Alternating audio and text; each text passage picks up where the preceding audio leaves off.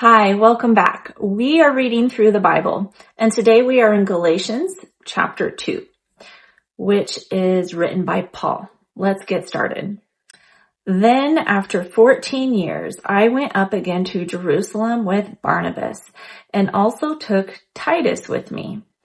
And I went up by revelation and communicated to them that gospel which I preach among the Gentiles, but privately to those who were of reputation, lest by any means I might run or had run in vain. Yet not even Titus, who was with me, being a Greek, was compelled to be circumcised. That's a big deal for adults. And this occurred because of false brethren secretly brought in, who came in by stealth to spy out our liberty, which we have in Christ Jesus, that they might bring us into bondage. They thought that they were going to take their freedom in Christ. That's interesting. Verse 5, to whom we did not yield submission even for an hour. So they didn't entertain them, that the truth of the gospel might continue with you. But from those who seem to be something, whatever they were, it makes no difference to me. God shows personal favoritism to no man. Ooh, you're going to want to highlight that.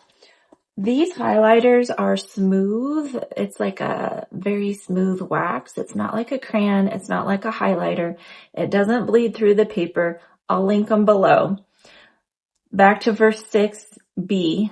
B is the second part. God shows favoritism to no man. For those who seem to be something added nothing to me. But on the contrary, when they saw that the gospel for the uncircumcised had been committed to me, as the gospel for the circumcised was to Peter, for he who worked effectively in Peter for the apostleship to the circumcised also worked effectively in me toward the Gentiles. And when James, Cephas, and John, who seemed to be pillars, perceived the grace that had been given to me, they gave me and Barnabas the right hand of fellowship, that we should go to the Gentiles and they to the circumcised. They desired only that we should remember the poor, the very thing which I also was eager to do. Verse 11. Now when Peter had come to Antioch, I withstood him to his face, because he was to be blamed. He stood up to him. He called him out.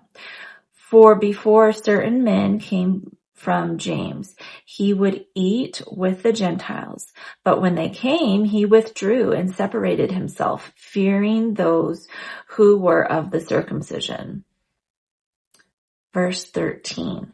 And the rest of the Jews also played the hypocrite with him, so that even Barnabas was carried away from their hypocrisy. Let's see how he calls them out.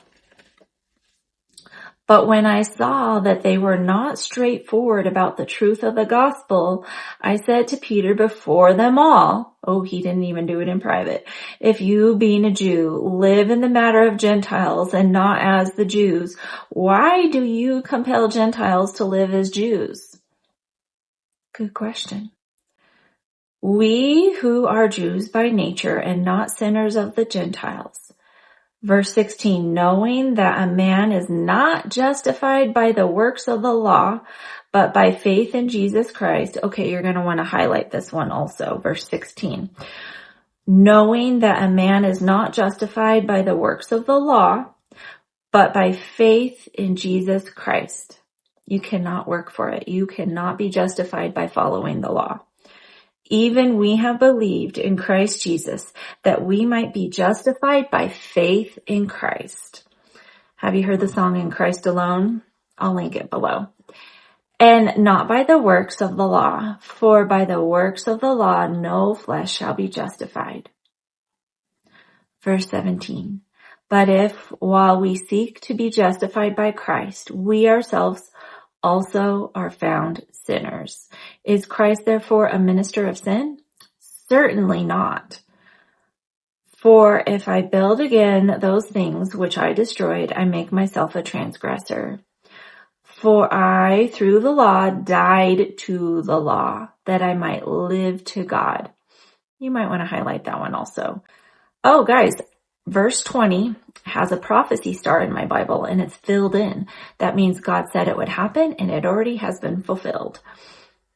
I have been crucified with Christ.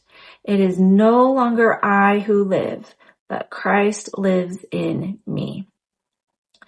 That's the whole point of being a Christian.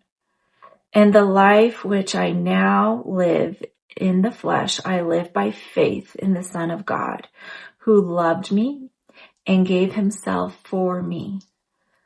I do not set aside the grace of God, for if righteousness comes through the law, then Christ died in vain. And that is Galatians chapter 2. How'd you guys do? Did you read it out loud? I was reading the New King James, but you can read other translations. Let me know which one that you picked out in the comments below, and I'll see you tomorrow for chapter 3.